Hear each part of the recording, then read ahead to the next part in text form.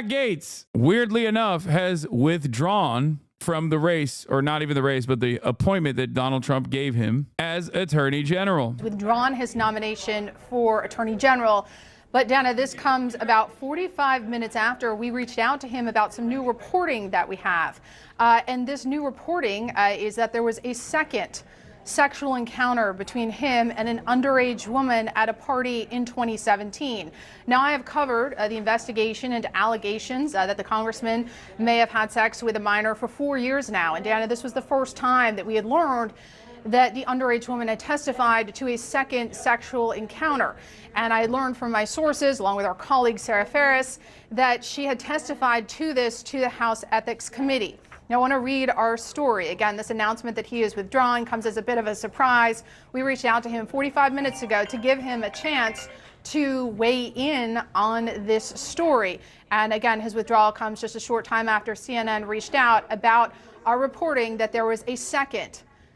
Underage woman is such, I feel like underage woman is like, I don't know, am I the one friend who's too woke? When I get like annoyed when people say that, just say minor, you know? I feel like it's kind of a weird way to phrase that. It's like, why are you saying underage woman? Just say minor. Like, you could say child, but if you're going to maintain like journalistic standards, then you should at least say minor. Sexual encounter that the alleged underage victim testified to. Because teenager can imply 18 or 19, which was the first teenager that he paid to have sex with. Her age was, I believe, 18 or 19. But the second one that the first girl actually came out and alleged to was 17. To the House Ethics Committee. Now, let me read you our reporting, Dana. The alleged underage victim has testified that both of these sexual encounters, the one that we always knew about and this new one, occurred at the same party in Florida in 2017. And Dana, I am told that she gave consistent testimony in both the ethics investigation and a civil lawsuit in Florida. Now, I want to note that the Justice Department investigated these allegations that Gaetz had sex with a minor and did not charge him. He has always denied wrongdoing, and we reached out to him 45 minutes ago to get a reaction to this. He did not offer us a statement. Instead, we're seeing that he is now withdrawing. Now, I want to note that what's notable about this testimony is that the underage woman testified that the second sexual encounter also involved another adult woman. Now, the adult woman has denied that there was a threesome. Gaetz has always denied that he had sex with a minor. But of course, this new reporting was coming as President-elect Trump was trying to shore up support on Capitol Hill to get Gaetz confirmed. I think this is also important, this new reporting, because it reminds people that there are things about this investigation that are still not public. But again, we reached out 45 minutes ago to Gaetz's team to tell them that we were going to go public with this story. We told them it would go public around 12:30, and before he got a statement, he announced that he is withdrawing from his Attorney General nomination. Wow. Wow, we were waiting for that reporting, Paula. We were on pins and needles here, quietly. I had it all typed up, yeah. Quietly in the studio, waiting for you to come with that reporting, and this is certainly. Will be really funny when Trump pardons him just in case. I don't think you can do a preemptive pardon. Huge, huge news that Matt Gaetz, we had just been talking. So they're saying there is a 17-year-old girl, 17-year-old woman who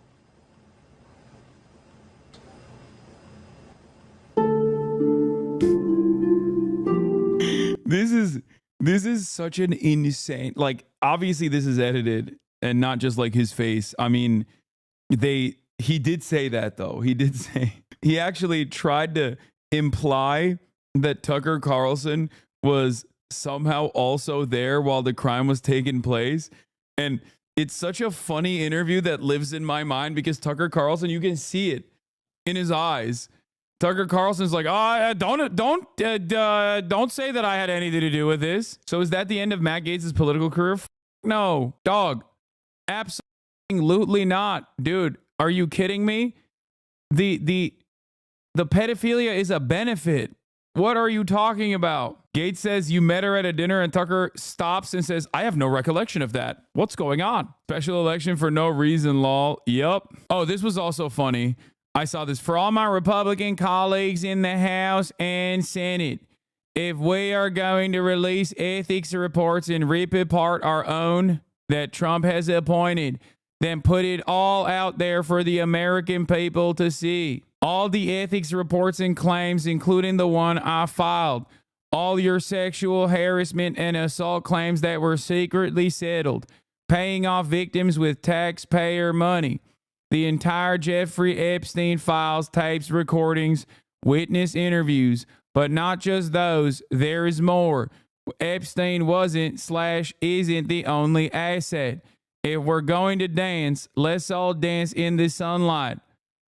I'll make sure we do. So this is the only time where I have ever found myself agreeing 100% with Marjorie Taylor Greene, which is shocking, I know. But in the interest of bipartisanship, and civility, I must say, I agree with this Titan. Having said that, however, the implication here is also damning for Marjorie Titan Greene. Why is it damning for her? Because she's now admitting that, like, she knows of a litany of sexual misconduct cases that her colleagues have engaged with. It's like, release it then. What do you mean? Bipartisanship, you're a Republican? Yes. I don't understand why she just so voluntarily revealed that, like, there's actually a lot more in Congress than you would think. This is the type of shit that I don't understand. It's like, if you have this kind of information and you threaten to reveal it, but you don't actually reveal it, then I guess you just don't care. Like, what? What does this mean? It makes no sense. QAnon representative covering for files for political gain. Who could have imagined? Yeah. Saying this, by the way, in the interest of defending one other file is also nasty work. Speaking of nasty work, the Democrats are still running around doing Democrat. Kamala Harris tells Netanyahu that the U.S. opposes the ICC probe of Israel. This is early. U.S. Vice President and Israeli leader say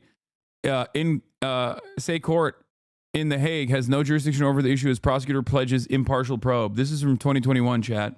This is back when Bensouda was trying to prosecute Israel, and then Donald Trump issued, or not even Donald Trump, sorry. Donald Trump had issued sanctions on her, and she was slated to be replaced, which is crazy. Anyway, it don't really matter, because while I don't think Matt Gaetz's political career is over, Kamala Harris is certainly over.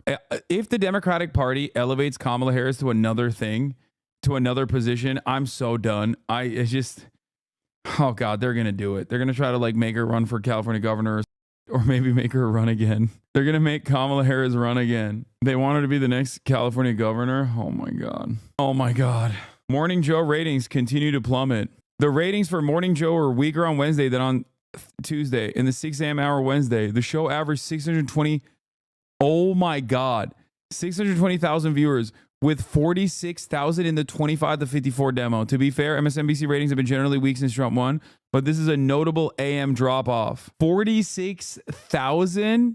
That's crazy. Right now, there's 37,000 people within the actual prime demo, which is 18 to 35. 25 to 54 is the new metric. Back when I was working in the ad world, in the ad space, the actual target demo was 18 to 35, and it still is. But because cable news has gotten so old that they literally changed the metrics, and even then they're losing on those metrics. The 25 to 54 demo, and they're still getting cooked in that demo. Okay. Now, one thing for you to understand, like, that's Nielsen, right? These are Nielsen television metrics, television ratings. This doesn't mean that there are 46,000 concurrent viewers in the 25 to 54 demo. This means over the hour that it's tracked, there were around 4,000 to 5,000 in that demo. So right now I have 37,700 people watching, live concurrent viewers. That means that I have around 300 to 400,000 or 300 to 250,000 people over the course of an hour. That is how that would translate to television ratings. It's like a 5 to 10x. Ratings for MSNBC's Morning Joe have declined noticeably for 2 consecutive days after his host detailed a visit to Trump. Wednesday's overall audience fell by 15%. Its viewership among people between 25 to 54 tumbled nearly 41%. Oh my God, they're so cooked. They're so cooked. Could be 20x if you moved your camera back to show Kaya. Okay, shut up. Some of y'all need to touch grass. If you're so locked in the H3 internet drama, I agree. Oh my God.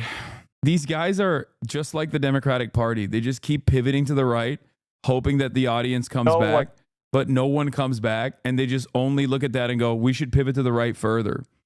I find that really odd, especially when it's like television ratings are not like the Democratic Party. Okay. I understand why the Democratic Party operates that way, because they're beholden to their corporate masters. But why the would you do that if you're a TV show and your job is to get more viewers? I know the media is beholden to their corporate masters as well. The expectation here isn't for them to pivot and start talking about Maoism, dog. The expectation is that they like actually, mount a reasonable defense against Donald Trump or continue being a part of the resistance liberalism. And it's quite interesting that they have not done that, and they're not doing that. And it's something that I called out pretty early on. If you remember, I said, I don't think we're going to see a resurgence of 2016 era liberal resistance. Okay. I think that both the Democratic Party, I'm still holding out hope that there's some restructuring in the Democratic Party, but more importantly than the Democratic Party, I think all of the liberal hashtag resistors are going to heal. They're going to literally show their bellies, and they are. Wow, Brianna, I'm surprised a spineless worm like you could even feel being crushed under the boots of those you supported. Brianna Wu, I've probably gotten 400 to 500 messages from Trump voters telling me not to worry about my rights being rolled back, that they don't care what adults like me do, and it's children they care about. But here we are, and Nancy Mace is trying to force people like me to use the men's room, and Trump isn't even in office. I transitioned over 20 years ago. I have a vagina. All my documents say female. I've been married to a man for 16 years. No one bats an eye when I use the bathroom. Please, MAGA, just let people like me medically transition and live our lives. She's so stupid. Like, actually the dumbest person on the planet. It's kind of crazy how stupid she is. Brianna Wu is trans. Yeah, I think she like openly revealed that she's trans recently. But I don't really care. Like, her being trans doesn't change the dynamic of her being stupid, okay? She's incredibly stupid. Make no mistake. I will defend trans rights, including Brianna Wu's trans rights, but I will never defend Brianna Wu, if that makes sense. Hasan is a joke, lol. I know. Gaetz is going to be so lit. Gaetz is going to be so lit is so funny. Yeah, dude. Yeah, hopefully Gaetz will be lit on the special election that he has to go back to now, because he voluntarily removed himself from his position in Congress so that he could become the Attorney General, only to voluntarily remove himself from that position when everybody was like, no, dude, you can't do that. You're a pedophile. It's so funny. This guy is like, yeah, Gaetz is going to be Attorney General. It's like, no, you need to be caught up. The reason why we're talking about Gaetz to begin with, if you saw the title, is because he withdrew. He withdrew, and he's already been replaced. Donald Trump replaced him already. An idiot. Pam Bondi is the new Attorney General. Pam was a prosecutor for nearly 20 years, where she was very tough on violent criminals and made the streets of safe for Florida families. Let's see what kind of sexual harassment and assaults that she's engaged in, But Pam Bondi seems to be someone that he's plucked from Florida. We know he is a Florida man, but he's plucked because he's familiar with her and fully expects her to go from his super PAC now into the DOJ to do his bidding, which we know includes cleaning house over at DOJ for anyone who's been critical of him. Stay with me, Juanita. I want to bring back Jason Johnson. You may remember him from such news events as covering the DOJ 10 minutes ago. Welcome back, Jason. Thanks, Ari. It's a big news night. I'm going to let you get in here, but I'll tell viewers, because I always try to keep it as real and frank as possible. This is how this works. We did book these two guests for a different Attorney General nominee story, but I don't think either of you knew that this was breaking. The timestamp on Donald Trump's statement tonight, 6:28 p.m. Eastern, naming Pam Bondi. I want to add a couple more details on that because it's a breaking story, and then Jason, bring you in here. There is a distinction that everyone should understand about this Attorney General nominee versus Matt Gaetz. Many people, experts, nonpartisan officials, as well as Republicans, noted that Gaetz had essentially no experience as a prosecutor or in the kind of legal managerial work that anyone would do at any leadership level at DOJ, let alone the top post of Attorney General of the United States. The contrast to Ms. Bondi is she does have that kind of experience, much more traditional in what you would see in a top DOJ post because she was the top law enforcement official in the state of Florida, and she has over 15 years experience in that role and other roles as a prosecutor. If you remember Kamala Harris running for president and talking about being a prosecutor at the state level, this is that kind of job. And so in that experience, it is much more of a traditional role, something that the Senate Judiciary Committee and others who vet these kind of nominees would see as a positive, as experience. The flip side, which our guest Juanita just mentioned, is unlike traditional attorneys general, this is an individual who's very tied politically to Donald Trump, the loyalty that he has talked about. And while there is nothing disqualifying about working on an impeachment defense, it positions her not as someone who was a nonpartisan state-level prosecutor ready to rise up to the DOJ, but someone who's already been in those really searing partisan battles over Donald Trump's conduct in history. And you want generally an attorney general who is not overly tied to past partisan positions, even when they intersect, for example, with politics and law in Washington. So that's one update I wanted to give and bring you back in, Jason. I say that with all accuracy and fairness. On paper, her state-level experience is much closer to what presidents in both parties have sought at the DOJ. That's a huge difference with Matt Gaetz. The political part, though, is different. Right. And then what I bring to you is, and Juanita mentioned it, you have that political history, and you have a proposed number two, a deputy attorney general who recently handled Donald Trump's criminal defense. So if this were the team, and they have to go through vetting and confirmation, but if this were the team, this would be two of the most politically defensive lawyers of the personal capacity of an incoming president we've ever seen running DOJ at the same time. All right, I completely agree. And quite frankly, my thought is that after Gaetz dropped out, it would be essentially somebody from Trump's legal team. It would be like a Jay Sekulow or somebody like that. I assume that's where he would get these people from. Unlike William Barr, even going back to when we were all kids and like Janet Reno, right? Occasionally attorney generals try to behave like they are not the personal lawyer of the president of the United States. That is completely out the window. Okay, I'm looking. Okay. I don't care about this stuff. I'm just excited to see what kind of scandals come with Pam Bondi. Florida Attorney General sought donation before nixing Trump University fraud case. Ooh. Florida Attorney General Pam Bondi is denying that a $25,000 donation from Donald Trump is in any way connected to her office's decision not to pursue action against Trump University, despite dozens of complaints in Florida. Ooh. By the way, this chat and this community is literally better than mainstream media for this reason, okay? Because we have 37,700 little freaks in here right now, we find and scour the interweb faster than, producers at CNN can, even though this is from their own archives. Okay? We're on it. We're already ahead of the game, baby. He's also a Scientologist? No, you're kidding. No way. Pam Bondi has ties to Scientology? Shut up. No way. The Trump Foundation Pam Bondi scandal. This is from the same, I assume. Yeah, the 25 grand contribution. Pay for play. That's cool.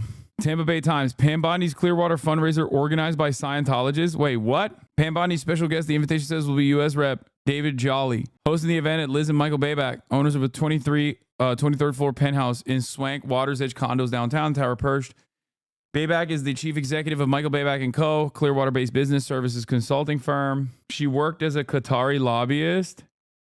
Registered foreign agent Pam Bondi says Biden is corrupt. Wait, she worked for Qatar? Maybe she's good. The fact that Hasan Bondi is just more evidence that he's transphobic. Okay, that's not a funny joke. Bondi, I don't think it's me on secret Trump tape. President Donald Trump's controversial contribution to Florida Attorney General Pam Bondi's political committee 5 years ago has started to creep back into the Sunshine State's politics. In a September 2016 recording made surreptitiously by President Trump's former lawyer, oh my God, is it Michael Cohen? Is it Michael Cohen that caught her? Oh my God. Oh my God. Oh my God.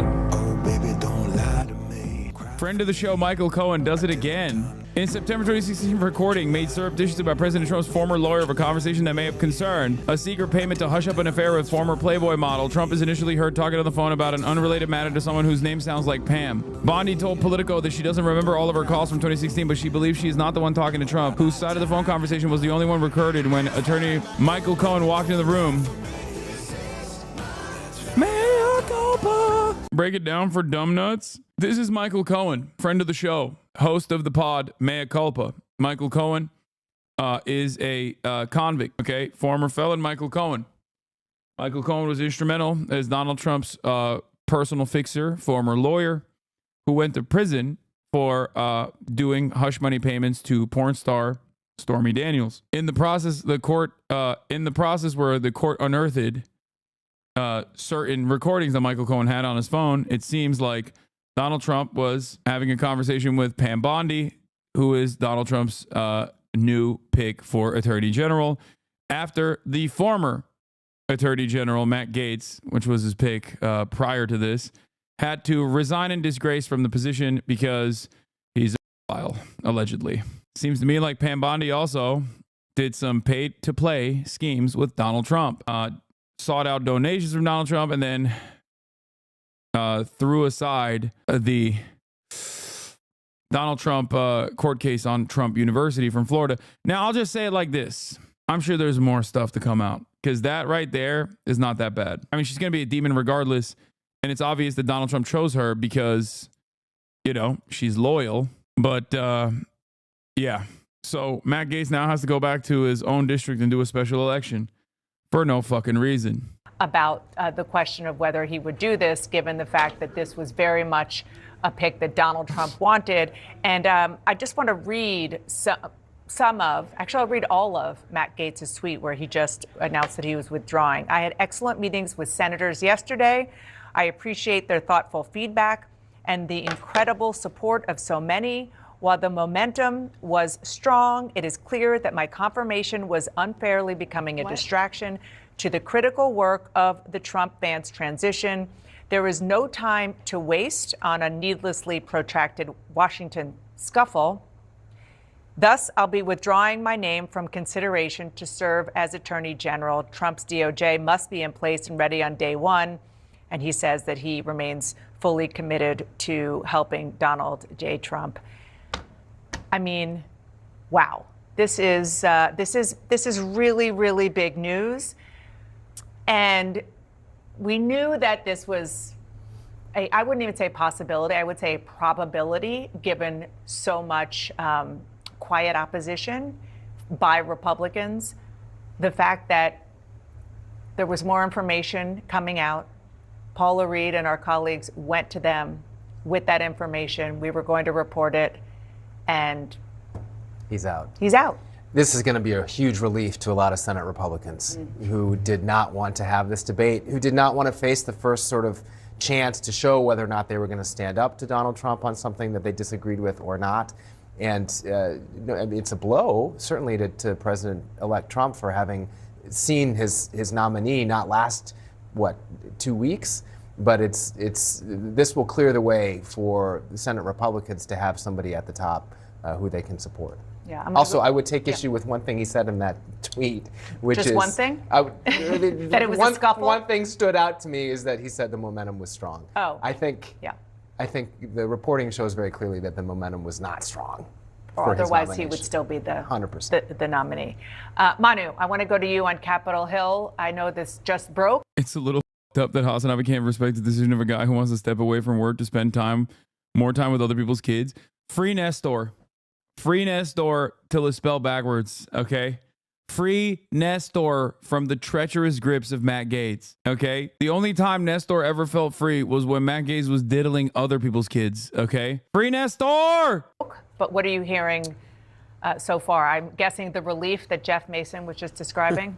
Yeah, no question about it. I mean, there were a lot of Republican senators who were concerned about defying Donald Trump, but just really could not get themselves to supporting Matt Gaetz's nomination, not just because of the allegations in the House Ethics Committee report, some of which have been leaked to the press, but just about his style, the way he's battled with Republicans and Democrats alike. There are concerns about whether he can actually do this job. And just there's just a real belief among many Republicans that I spoke to that even if they went through this process, they'd be expending so much political capital to get him across the finish line. And that may not have been, they still might not be enough to vote yes on this confirmation that ultimately would go down.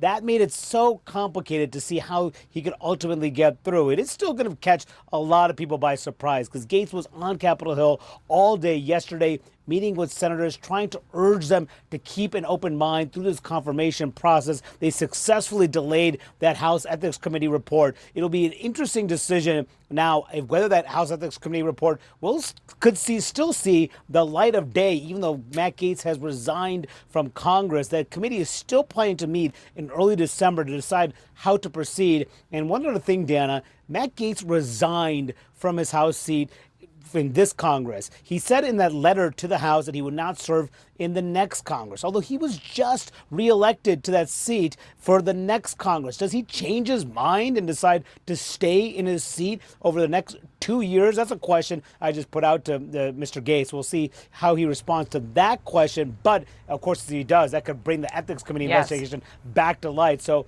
a huge development here, and no question about it, a big sigh of relief for many Republicans who did not want to vote for Matt Gaetz.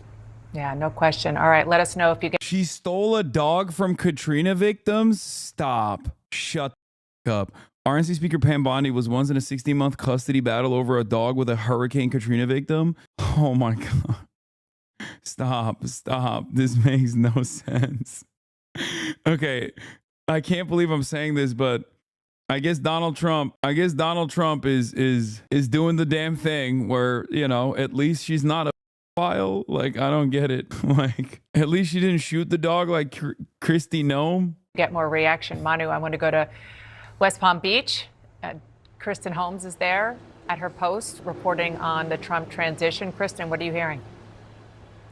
Yeah, no official word yet from President-elect Donald Trump or his team, but I can tell you, Dan, I spoke to a number of people this morning who were talking about just how far they were going to have to go to try and get Gaetz confirmed. How much political capital was Donald Trump going to use? And there was concern among those close to the former president, now president-elect, that they could not get a number of other cabinet picks through if he used all of his political capital on Matt Gaetz, which was seeming like it might be the outcome of all of this. Now, of course, there were questions as to whether or not Donald Trump would react or change the direction that he was going in once that ethics report came out, if it did, in fact, come out. But we have been told that Donald Trump was all in on Matt Gaetz, that he had said over and over again that he was going to give him his support. It was the most important pick. But for those around Donald Trump and the people who wanted to get some of these other not as controversial, but still slightly controversial picks across the finish line, they were worried about then being a larger holdup because of the fact that he was expending so much political capital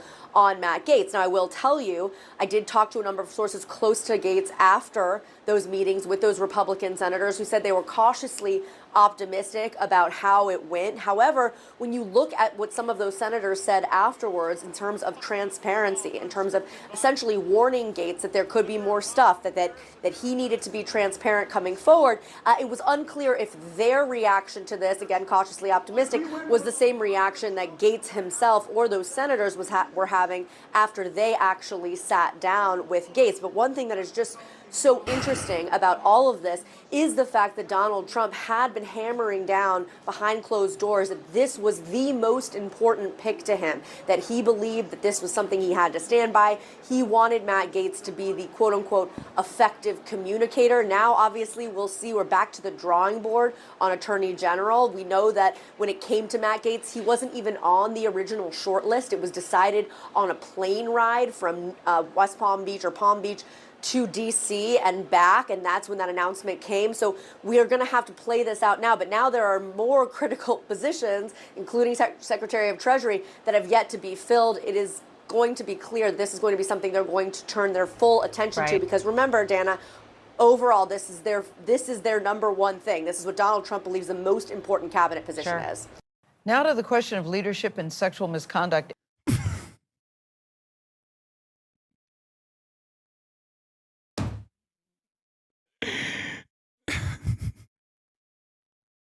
It doesn't stop. It's just like, oh my God. Oh my God. Oh my God. Ay, ay, ay, ay, por Dios. Yo voy a votar por Donald Trump. Ay, ay, ay, ay, por Dios. Yo voy a votar por Donald Trump. It's great. Economía por Trump. Trumpito. Okay. you can't have this many, man. What the hell is going on, man? Does every cabinet appointee have to be a rapist? What the Allegations against two of the president-elect's cabinet picks. CBS News has learned of Venmo. It's just like, at this point, it's like, what severity is the sexual assault crime that you have engaged with? You know what I mean? Depending on the severity is a requirement for sure. Like, they won't let you. You at the very least have to be like Linda McMahon, Vince McMahon's wife, who hired a pedophile, okay? Knowing that he was a pedophile, and then was like, hey, as long as you don't diddle kids any further, like, you're good. And then he still kept diddling kids. RFK Jr. sexually assaulted his babysitter. RFK Jr. was also so much of a serial adulterer that his first wife committed suicide after she read his diary. Okay, it's kind of crazy. So I don't know. I mean, Pam Bondi not looking too good. You know, I'm gonna wait. I'm gonna sit back and wait till we find out more about Pam Bondi's background. Records related to claims that Attorney General pick, that's Matt Gaetz, paid for sex. We've also now seen a police report from a sexual assault allegation against Defense Secretary Pete Hegseth. Scott McFarland is tracking all of this on Capitol Hill. Scott, good morning to you. Gail, good morning. This 22-page police report provides new details about the allegations against Pete Hegseth, President-elect Trump's choice to be the next defense secretary. And it comes down as Hegseth arrives here today to meet with the Republican senators who will decide. This Pam Bondi, no relation to Joseph A. Bondi. Hashtag let Lev speak. Hashtag Lev remembers. Hashtag they all knew. What is this? I don't understand. What am I supposed to get from this? That's Lev Parnas? I don't know what that is, man. I'm sorry. You're in too deep. You're in too deep. You're in too deep. I don't know what that means, but I'm not. It's like when you guys send me like a deep fried meme and I need to know 8 different things before I understand what the fuck's going on. That's what it feels like. I only know Lev Parnas as a name that I have avoided like the plague. I feel like is Russiagate related. I'm good. Decide whether or not to confirm him. Overnight, a police report was released detailing a 2017 sexual assault allegation against Fox host Pete Hegseth. The accuser, referenced as Jane Doe, reported feeling like she'd been drugged and recalls saying no a lot while in a hotel room with Hegseth, where she says he prevented her from leaving and that he was on top of her. Hegseth told police he was buzzed but not intoxicated, that the encounter was consensual, and that Doe seemed regretful after sex, but he did not elaborate. Hegseth's attorney has said Hegseth was not charged with a crime. The Trump transition team continues to publicly support Hegseth as a nominee. That's actually nuts because, like, the cops literally just let him go because they're also rapists. Like, what the There's no other crime where the cops would just be like, I mean, I guess domestic abuse too. Like, there's no other circumstance where cops are just like, yeah, this is chill because we like that and we agree with what you did. It comes as Matt Gaetz returned to Capitol Hill lobbying to be Attorney General, just as he received at least a temporary reprieve. Yeah, there's a bunch of crimes that cops like committing and they let people go for. Hate crimes, drunk driving, as long as they know the person. The U.S. House Ethics January 6th, true. Committee ended its Wednesday meeting at an impasse without releasing what they found about the former congressman in an investigation they launched back in April 2021. The Republican chair told CBS News revealing the findings publicly is inappropriate after Gaetz's abrupt resignation last week. Can you explain why? Because the committee no longer has jurisdiction over the issue. Gaetz is alleged to have attended 10 to 15 sex parties and had sex with a 17-year-old minor who was interviewed by the committee. CBS News has also learned Venmo records obtained by House investigators show Gaetz paid 2 women up to $10,000 over 27 payments. Gaetz has denied any wrongdoing. Democrats have said senators who'll decide whether to confirm Gaetz as the next attorney general should know what's in the report. This individual resigned from the House of Representatives so this report would not be made public. Let's get to the bottom line here. He does not want it to be made public, and there must be something in there that scares the hell out of him. Republicans have argued the Senate's background review of Gaetz will find whatever details the senators need to know to cast their votes. Do you think it'll all come out anyhow? about Mr. Gaetz? Yeah, it'll be a full review. Again, for all of the nominees, we're going to follow the process. This House ethics panel deadlock might be difficult to break. There are 5 members from each party on the panel, and a majority vote is needed. Tony? We'll keep following it. Scott, thank you very much.